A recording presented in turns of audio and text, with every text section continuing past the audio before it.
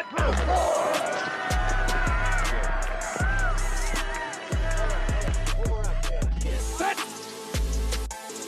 4, 3, 1.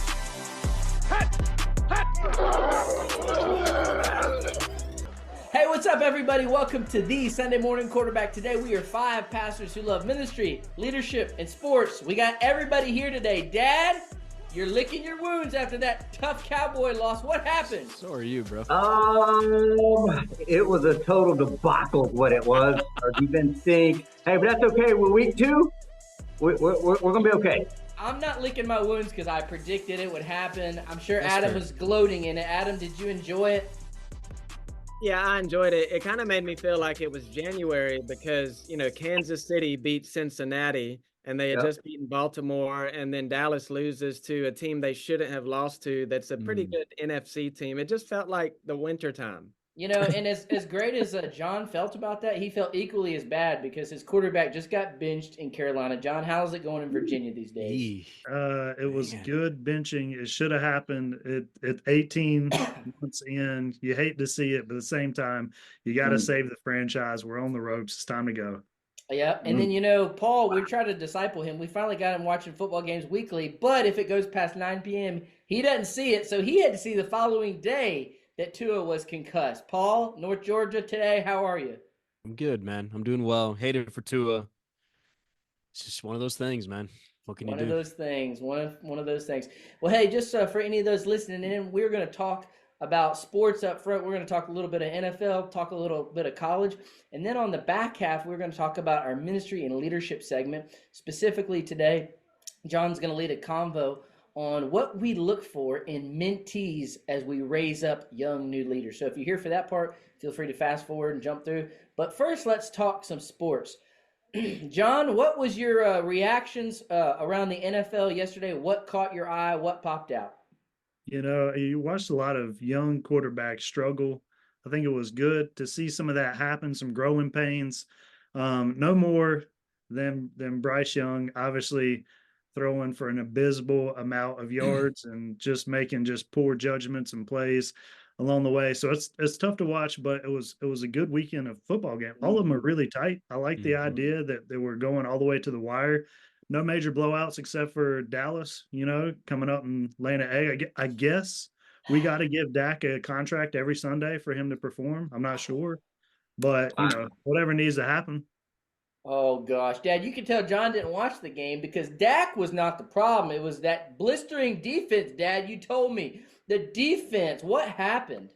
Hey, it's 1 week. It's 1 week. I'm going to leave Dallas alone. They got issues. Let's see if they can work it out. However, I want to actually address the Saints. This is the second week in a row they scored 40 points. And that offense looks very reminiscent to the Rams offense that people are beginning to peel off, the Niners offense. And so they look good. Their defense has always been good. Their quarterback play is excellent. So I really believe that they are putting the NFC on notice. So they look good. I was excited for the Saints. Speaking of looking good, Adam, how about your boy Malik Willis down there in Green Bay looking good? What'd you think? Yeah, shout out to Malik. He was, I think I texted you guys this. He finally was put in a situation that was good for him in the stance that no one expected him to come out there and, throw it 30 times or anything. And he's got a good coach around him, a good roster, and manage the game. And so congratulations to him. Something that I noticed yesterday is the Ravens losing to the Raiders. So they are now 0-2. And I looked at their schedule the next few weeks. They obviously are playing Dallas. I think they'll beat Dallas, but Dallas could beat them. And then they've got the Bills, and then they've got the Bengals, and then they've got Washington. So their next 4 games, let's just say they split them, they still are 2-4 to start the season in that division, which we've been talking about. So there's cause for concern in Baltimore. I think that's unexpected. But, I said it last week when Mahomes beat them at the end of the game. That's a mental thing, and they need to get it together quick. The thing I love about the NFL so much compared to college is, man, every year, maybe not at the top, but in the middle half, the parity. All right, so let's look at it. You had Detroit yesterday losing, who's regarded as a top 2 team in the NFC. You had San Francisco losing to Minnesota. Okay, and let's throw out, actually, I'm going to hold this because we'll talk about the quarterbacks in a minute. But Sam Darnold showing out. You had Baltimore losing. You had Bengals looking like their old selves. And you had the Rams getting throttled by Arizona. So you've got all these teams that had a lot of hype coming in, really struggling. But, Paul, I got to give it to you. You were raving about Tua the other day, and before he went down, man, he was looking rough. But now they're having some real conversations. You know, does he retire? Does he stay? How do you feel going forward right now as a Dolphins fan? Question marks, man. I don't know. I'm concerned mostly for him. I mean, it is like, you know, you see him go down, and it wasn't anything like, it wasn't a massive hit. I mean, it was your prototypical basic takedown. I mean, it wasn't anything, like I said, like, you know, man, shocking good night. That was quite the smack that he get. No, I mean, and then you see him go down, and he gets stiff as a board. He does stuff with his hands. Like, it's just not a sightly thing to see, man. In my mind, you know, I think Tua is a huge part for the Dolphins. And the pieces around him, you know, are part of that whole, you know, offensive weaponry that they have, man. Like, in my mind, it's a huge loss, obviously, but at the same time, like, I really do think it's beneficial for him to have some pretty serious conversations about, you know, do I want to continue to wonder what might happen with my own physical body for the next however many years the Lord may have him here on this earth? Or do I want to go ahead and leave with some guaranteed money and say, it's probably time, man. He's got a wife, he's got a kid. Like, those things from our worldview, right? We could talk about all the stuff that we need to, but from a biblical worldview, man, like family, wife, those things are far much more. And he won a championship at Alabama, so it's not like, Yeah, so roll tide, man. yeah. Well, I'm just saying, you know, it's not like Had one. if Yeah, yeah. he can't say, you know, I got a ring. You know, he's a champion, and 100%. And he made it to the NFL, man. And like, he's got guaranteed money, right? Well, I mean, do believe he would have to forfeit a lot of that money, everything but maybe the signing bonus. They were talking about it, like, out of the 100 and something million, like, he would not be qualified for. I think they made out clauses in case he got hurt again. Sure, I get that. So it's tough, man. It's tough. Yeah. One of the things, though, that let's shift gears real quick. And Adam, I'm going to pass this to you. Let's talk about these young quarterbacks. Okay. So this is fascinating. Somebody pointed this out. 2-3 years ago, you had the draft of Baker Mayfield, Sam Darnold, Josh Rosen, who's out of the league. But you had all these quarterbacks who have now gotten dubbed as scrubs, and their teams have pushed them aside and moved on. And then now you see Baker and Sam Darnold and some of these guys a few years later finally showing some fruit, looking like they can play. Some maybe because they finally get a good coordinator, and maybe they had a bad coach, or maybe they just turned into journeymen and figured it out. And then you have the biggest quarterback prospect, Caleb Williams. Now, granted, his line was not helping him, but man, he was just, I mean, anything over 10 yards, it was a pick. So what are you guys seeing in some of the young quarterback play? Who do you like? You know, like, what are some things you're noticing, Adam? Well, I'll tell you who I don't like, and that's Bryce Young. And I need to speak to this, because we're not just going to let John's opening passing comment be the end of Bryce Young on this show. Because, you know, if this was the Cowboys, this would be 3 episodes worth. So let me say this about Bryce Young. We get it. He's a great guy. This is nothing against him as a human being, but he was not put in a good situation. And I remember, you know, analysts saying, you know, a lot of young quarterbacks, they get ruined in the first year or two if they're just thrown out there. Yep. So as I've been listening to a lot of radio and national guys today, here's what they're saying about this season so far.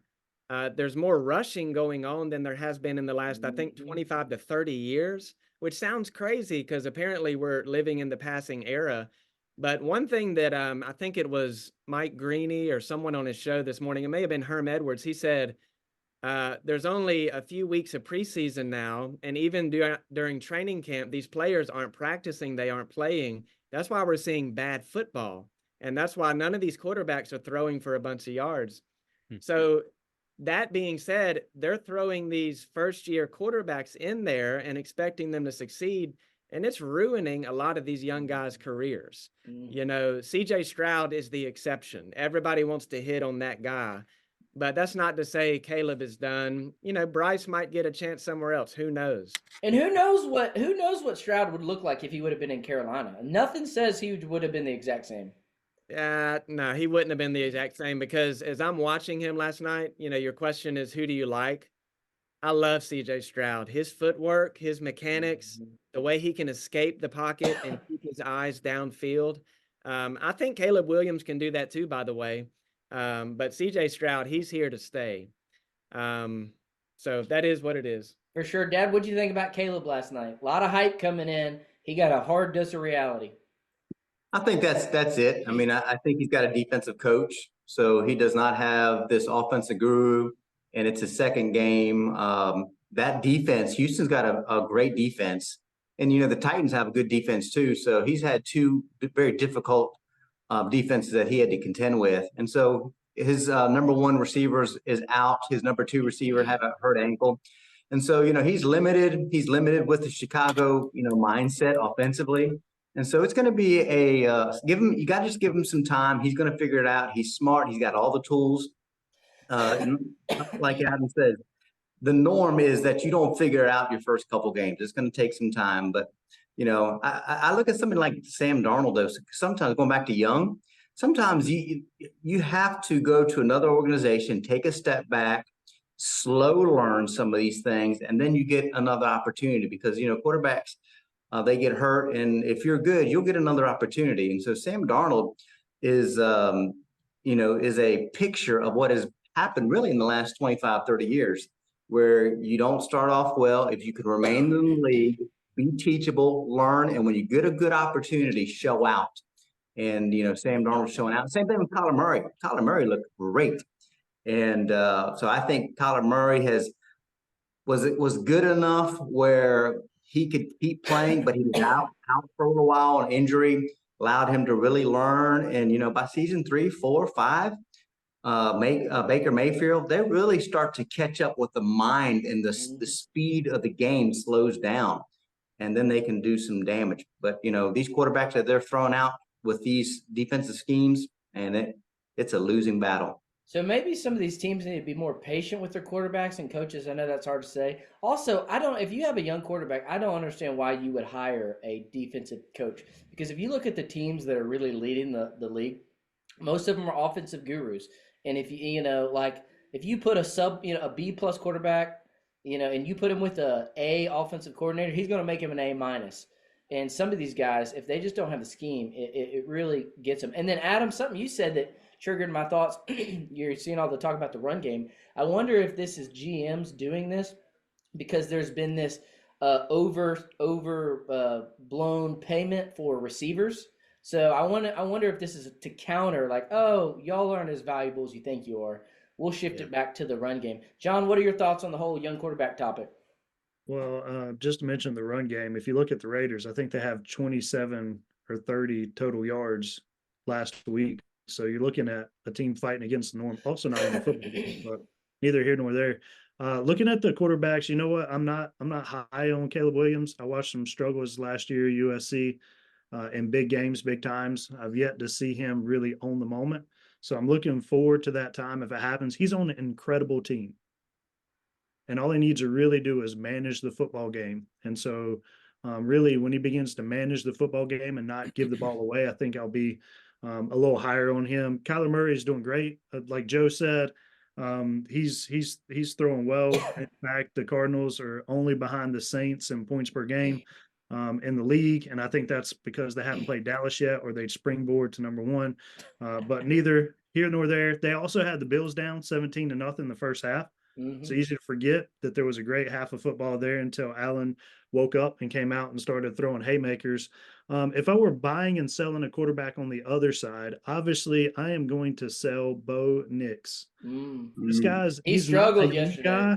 He's not a young guy. He didn't come into the league 20 years old trying to sort it out. he's been bounced around to a lot of good different programs. Just looking at it, I just see the fact that he also doesn't have many great wide receivers there in the Broncos. Reynolds and Sutton, a couple other guys. Like, who are these guys going to catch a ball for a new guy? I mean, he's in the worst situation aside from Bryce Young, and I think part of the worst situation is the fact that Bryce Young's there. So, but who I'm buying might sound odd, but Jaden Daniels, Ooh, yeah. although has not thrown a touchdown in the NFL, he has not turned the ball over as well. He's managed the football game. He was poised. He hung in there. He came up big in big play moments. I think if you do that time and time again, and I think he's a learner, and from one game to the next, I think you already see progression in his learning. I think by week 5, you're going to see some pretty phenomenal playing coming from him. So those are my ideas, at least on some of the early QB. Hey, John, you're seeing some talk that the Redskins might bring their name back if Jaden Daniels hits. Are you doing buyer's remorse? It's not going to happen, dude. Hey, without getting this show canceled, I'm not going to say why it's not going to happen. But. Let me insert something. I was reminded when I saw that Bryce is getting benched that I could never not be a Panthers fan unless they move out of the Carolinas, because all I need is the smallest down at the bottom of the well bit of hope and optimism. So here's what I've been doing for 2 weeks. I've been looking at mock drafts. So Shedeur Sanders, viewers, Cam Ward, Paul. They're saying Cam Ward is the #1 pick as a QB right now, and Nussmeier out of LSU. Regardless of which one of those is the best, the Panthers will not pick that player. But that's what I'm doing. Hey, Adam, it could be worse. You could have Daniel Jones on a $40 million contract. I still think I'd take Bryce Young. Hey, looking forward to next week though. Real quick, there's a few good games. We got let's see who we got. Where'd they go? We got Detroit at Arizona. You got San Francisco at the Rams. So are the Rams going to fall to 0-3? You got Dallas at Baltimore. I don't feel good about that game. You got Denver, Tampa Bay, Chargers at Pittsburgh. Pittsburgh's undefeated, which they haven't played a bunch of tough teams. You got Houston at Minnesota. That'll be a good game. And so something to keep an eye on. Hey, let's shift to college. Paul, outside of Miami, you got Miami and Bama. Those are your 2 teams. But Miami is looking for real. I've seen some mock drafts where they're like close to the top 5. Miami looking good. Yeah, man, they are. I mean, and they put up some ridiculous like video game scores on Sunday. And again, mind you, who they're playing against, that says it all. But there is one factor that I appreciate, man, and they had a rain delay for a while, and then still came out and performed, which is great. But yeah, man, 700 plus total offensive yards, like that's just ridiculous, man. And Cam Ward is still doing what he's doing. I love watching him and Restrepo play. I mean, it's just fun to be able to watch with all that. But good gosh, 5 TDs. Yep, good Miami running the state right now in college football. Yep. So Cam Ward, hearing good things out of him. All right, Dad, I'm gonna tee you off for a few different games. Well, Dad, Adam, and John, I'm gonna give you a game, and I want you to give me a preview. All right, Dad, here we go. USC, Michigan. USC, yeah, I think Michigan is washed this year. They barely got out of a win like that. They did not look good against Texas. They don't have any firepower, so I think USC is on the rise. I wouldn't put them with the top dogs, but I think they're a tier below, and I think Michigan is just going to have a long year. Yep. And the reality of the not so fast, my friend moment. Michigan is starting a new quarterback this week, so it's yet to be seen what could happen if they maybe get a spark on the offense. But I'm with you, but we'll see. Hey, you're right. You're right, though. It always goes back to, even with Miami, y'all talking about Miami, it always goes back to a quarterback. If you have a quarterback, then you can do some damage. If not, and I watched Cameron last year with Washington State, probably like game 3. I noticed that they were just putting up unbelievable numbers.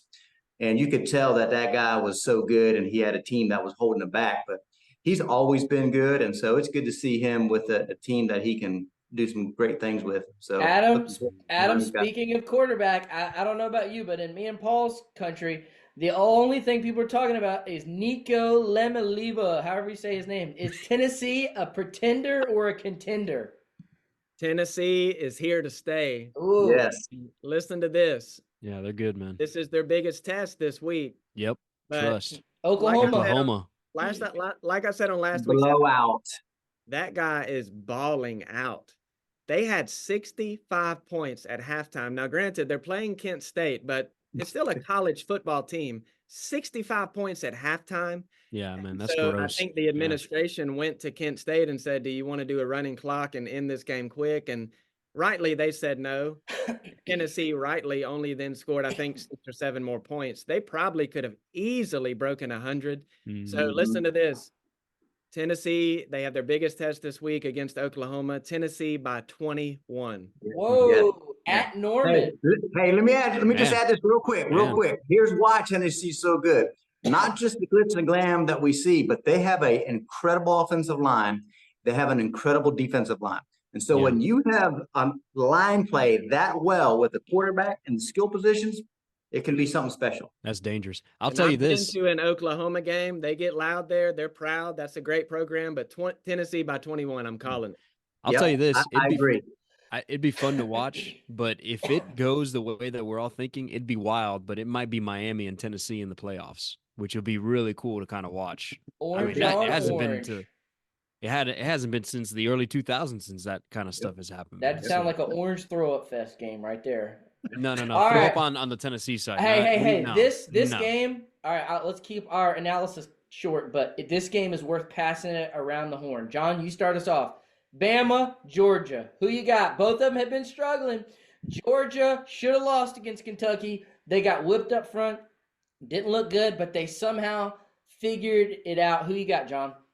You know, when I arrived at Tennessee Temple University some time ago, there was a certain man that owned a dog that lived in the dorms. Great dog. We loved that dog. That dog was special.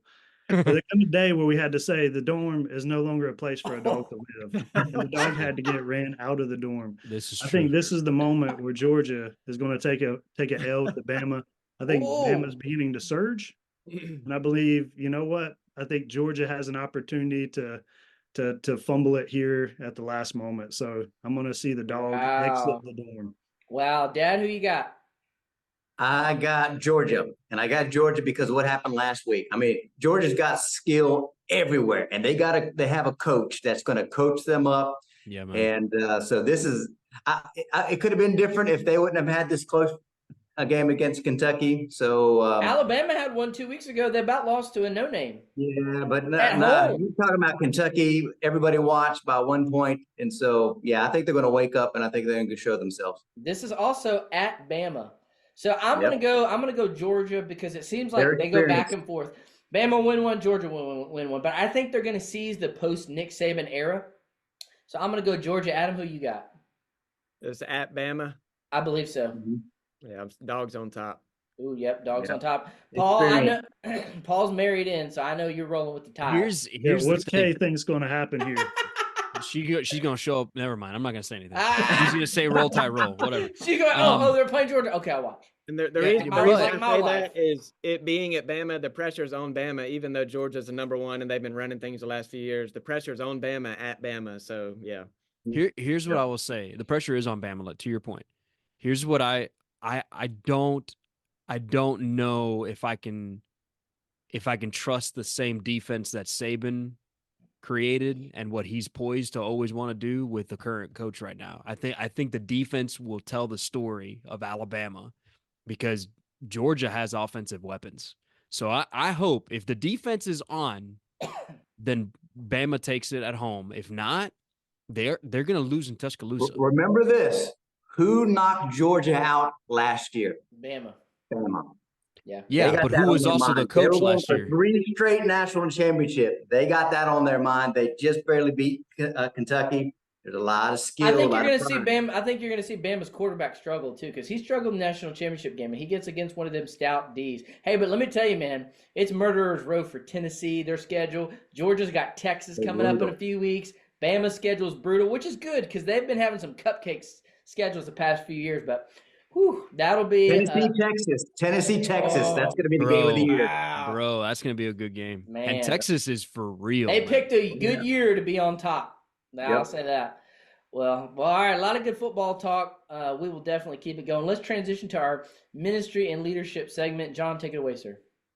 Yeah, I was thinking as we were talking through young quarterbacks, their development, and the different paths that they take to arrive at greatness, you have to wonder that nobody's yet pegged the formula to how to pick a good quarterback. Certainly, the Panthers have pegged a formula to select guys that are easy to trade off and hand away at the end of the year, but no team has yet become consistent other than maybe the Green Bay Packers. But even those three quarterbacks that we would outline don't have the same features or connection points. And so, as we're thinking about raising up new leaders within the church, which I think we need to do, there's a empty pulpit crisis that's really raging across the church, where for the first time in a long time, we've had more pastors that are above the age of 65 than below the age of 40.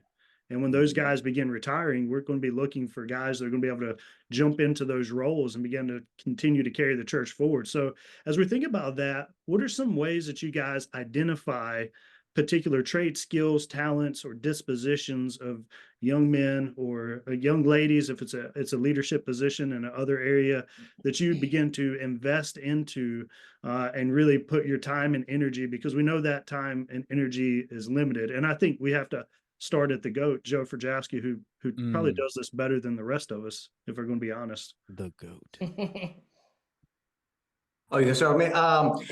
I think it starts with trying to be spiritually sensitive. You know, God, at the end of the day, no matter what we bring to the table, it's God. And so I think, you know, our walk, you know, has to be first and foremost, not our ministry. So when our walk is first and foremost, then we can be spiritually sensitive. And then we move into just, you know, for me, it's all about hearing, seeing first. And the next thing that I do is, you know, if I sense some leadership or ministry, I try to look for opportunities to place them. Small opportunities, kind of see how they handle these things, see, kind of watch what they look for, kind of watch what they say is success, what they say is failure, and then how they handle their team. And so for me, it is layered. And so, you know, if I sense, you know, a calling, I hear the right responses, the right talk, the way they talk, the way they see ministry, church, what God is doing, then I begin to layer. And as you know, if they move to the next layer and they handle a little project, or if they do, you know, an outing well, then I handle them, and then I redirect. So sometimes you can see, okay, they love the Lord, they've got leadership skills, but maybe not ministry in a pastor form. So then I redirect them. If I do see some ministry in regards to pastor, I redirect them to, you know, other areas where Christian education and more leadership, allow them to do a little bit of teaching, a small group. And then even with that, layer that all the way to the point where you bring them in the pulpit. And don't ever be afraid to put somebody in the pulpit. Prepare them, but never be afraid to put somebody in the pulpit. Because at the end of the day, I think what pastors do badly is they never allow them to go in the pulpit because of pride, in my opinion.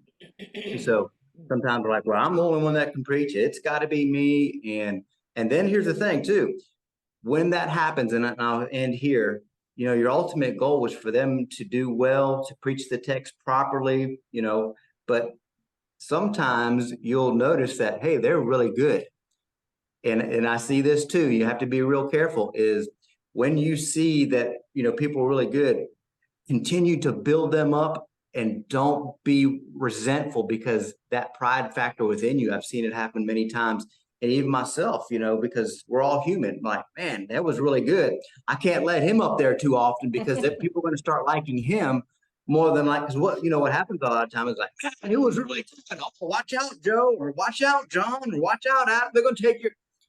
And it's all meant for play, but the enemy can use these things. And so we have to push back on these things that the enemy will utilize. And remember, it's always kingdom work. Yeah, I appreciate the fact that it's not just looking for skills and talents, but there's an understanding of your own spiritual walk begins to create sensitivity. And I think that's really fruitful and probably overlooked in the life of the church. Paul, you've worked with college students for quite a while and now pastoring a church. What's it look like for you developing young men for ministry and pastoral role, or maybe ladies and service roles in other areas of the church? Yeah, yeah, man. I love this question, man. This is good because I know we can probably hit on a lot of different things from here, and I agree with a lot of what Joe said. It's great. If we're at a place, and I'm hearing from them, okay, it's established, right? This person knows that they're called and they have a willingness to take on the burden of being a leader. Then I would say a couple of things that I'd like to look for is someone who is teachable, has a willingness to want to hear and listen and learn and realize I don't have all the answers, to be able to acknowledge the fact, okay, hey, I want to learn. I want to be able to find a way to be able to really excel at this, to be able to benefit others well because of being able to learn, like all of that. It's just teachable. I want someone who's a servant, and has a willingness to be able to selflessly use their spiritual gifts or even their talents, that God's given them for the good of others and the glory of God. And what I mean for the good of others is that they recognize that the way that God has equipped them is for the sake of equipping others, to build them up for the sake of whatever God may be doing within the church. And it's for his glory. It's not for selfish ambition. I mean, it's for the very sake of, like, I don't have stars in my eyes to use this as a means to bounce up to something else or platform myself. Like, we're here to serve other people. I want someone who has a love for people. Like, I even this past weekend, I was preaching through Jesus's first words in the Gospel of John. And one of the things that I deeply appreciate about Jesus is he looks at one of his disciples, who happens to be Peter, in John 1:42, right? And he sees him and he calls him out by his name, right? Like, he says, "You're Simon, son of John." But then he goes beyond that and he says, "You will be Cephas. You will be called this," which means Peter. So it's like having the same set of eyes of Jesus to know everything that Peter's going to be during his earthly ministry, all the blunders, all the fails, all the foot and mouth moments, all the denials, and yet still see with the same eyes of Jesus of what he will one day become because of his time with him. Like, if you can love people enough to be able to say, I want to approach people with grace, I want to love people enough to be able to lead them in a way that they grow because of their time spent with Christ. Like, give me someone like that.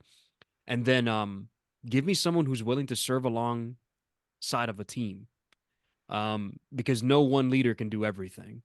And if they've got great chemistry to be able to work alongside of other people, that also shows me a host of other things, right? They're willing to listen, they're willing to implement, work together, be teachable even in those moments. Like, find me some of these folks that have a heart, that have all of those different dispositions: teachability, servant, want to use their skills for the glory of God and for the good of other people. Like, give me those kinds of things. And I think from there you can branch off to a lot of stuff. Because I'll tell you, man, if you can love people well and lead them well, you'll preach well.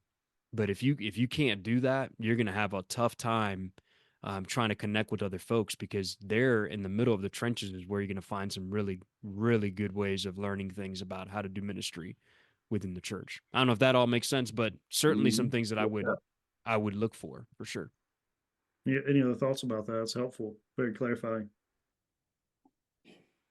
Adam, you want to jump in? Yeah. And then I'll go after you. Yeah. As far as things that I look for in a person that, may have some kind of leadership potential or ministry potential, two words come to mind. The first is hunger. The second is humility. I say hunger because this may be like the counter perspective that Paul and Joe hit on, which, you want guys that are teachable. You want them to understand there's a sense of humility to come in and not think you know it all. But I also want guys to be hungry to grow, and guys that are serious about the things of God. I don't like lazy people. And I think ministry in particular is a great place for lazy people to hide. So, it may be, think of it like someone who's not actually passionate about God and the things of God, they view it more as a job, or, as has been said, some kind of opportunity for them for some kind of personal reason. And I think usually you can discern that about somebody, like, is this really how this person is? And I think that benefits the whole team, the whole church, because when you have people that are committed, that are hardworking because they're passionate about God, you don't have to you don't even have to think about micromanaging, because people are going to do what they need to do. Um, and again, I know that may sound almost harsh, but I have seen that there's a propensity for apathy, for laziness in the church, even amongst those who may work on church staff. And we don't have any of those at our church. So I'm not saying that about our church, but I have seen that. I have been around that. And I think just like in anything in life, whether it's a ball team, someone who is there who doesn't care brings the whole group down. Yeah. So I want to know that a person's hungry. So like Joe said, you can cut them loose. You can throw them out there and let them kind of find their way. And you can, like Paul said, watch them grow and develop and breathe life into them and say, you can do great things for God. And with that, on the other side is they have to be humble. Mhm. And even in their humility, there needs to be a good theological intelligence about the Bible and about ministry. And also, this is a term that I think we need to spend a lot of time thinking about as leaders, is emotional intelligence. Does this person have the necessary emotional intelligence to work with people? Because we Yeah. all know people are messy, and God has called us to that kind of ministry. So those are some big ideas that jump out with me. Love that term, Adam. We talk about that term a lot, or at least my dad and I do. So one of the things that I think I personally have learned about myself that I find like the most fulfillment in, or one of the things I find most fulfillment in, is I love the person that has all the gifts in the heart and maybe just doesn't like see that in themselves or believe it in themselves. So my word that came to my mind when you asked that, John, was passion. Obviously, it's got to start with a passion for the Lord that will result in a passion for the church and people. And so in our church, we're a multi-generational context where you have a lot of boomers and Gen X leading the way. And so we're having conversations now of how do we train and prepare millennials to be able to do the handoff when the time comes? Because millennials, sometimes they're so trusting that we just kind of disengage. And one of my favorite things, and I'm just not just going to caveat it to men, but men and women, obviously, if we're talking preaching in that line, men, but in our church, we have a lot of male and female leaders that, man, like if I can just see, man, they really love the church. They are super reliable, super committed, willing to give up time, resources. They're very passionate about that. That's something that I look for and stands out, because you have people that they love the church, but their commitment level is just not the same. And so I love, maybe through a little bit of discernment, seeing a person being like, hey, I don't know how you view yourself, but I'll casually say to somebody, hey, man, I just want to let you know, maybe the Lord had different plans, but in another multiverse, you could have been a pastor somewhere, or you could have been a great, whatever. And not to say they can't keep serving outside of the church, but just to, man, sometimes if you affirm a person, or just hey, I don't know if you see this way, but this is what I see. And man, you're killing it. And I just want to affirm that the Lord has put gifts inside of you, and I want to give you an opportunity to use them and grow in them. And then sometimes when that, man, you see that in me, and sometimes they don't see it themselves. So my most fulfilling thing is seeing that in somebody and then giving them a canvas to paint and use those gifts and help develop those gifts. And lately, I'll be honest, I've been seeing it in a lot of public administrators that their gift is admin and assimilation. And so when you talk about, Paul and I were talking earlier about assimilating new guests. So when you talk about creating a spreadsheet to get a new family into a small group and connected into a women's ministry, or that stuff that gets their blood flowing. And so I'm trying to think about how can we expand our leadership table to take some of these gifted administrators, and sometimes in church we just let me put you at a door. It's like, if you don't teach Sunday school, then you kind of really don't have a place. So I'm thinking about what are ways we can streamline this and create more opportunities to go with their gifting. So that's one of the most fulfilling things for me, is to help speak that into a person and a future leader. Yeah, even thinking about that, two people come to my mind from God's word, and one is Moses for his humility. And I often call him the reluctant leader, the one that is like, shouldn't somebody else go? What if they don't believe me? And all these things that needed some encouragement for the Lord. I'm always appreciative of individuals that would reluctantly walk towards this task because they see the grandeur of the task or the reality of that's kind of bearing down upon them, which exhibits a sense of humility that they do not have it together ready to do it, which will cause them to rely upon the Lord. And I think the other contrast of that is you got John the Baptist, who Jesus says no other great person, not a greater person has been born of woman. And so you go, well, what's that great about him?